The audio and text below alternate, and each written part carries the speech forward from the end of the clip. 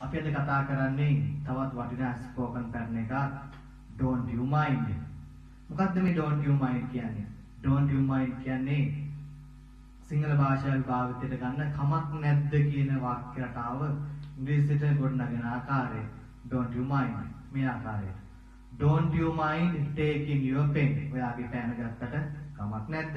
don't you mind asking so මේ නෙවුවට කමක් නැද්ද? ඔන්න ආකාරයට කමක් නැද්ද කියන වාක්‍ය රටාව ගොඩනගෙන ආකාරය අපි අද සාකච්ඡා කරන්න.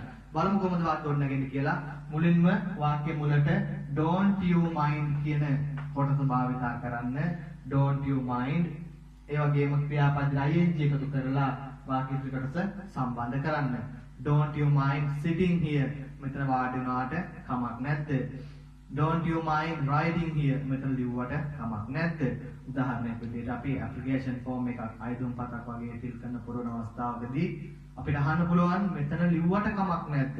don't you mind writing here. හරිම ලේසි පහසුයි.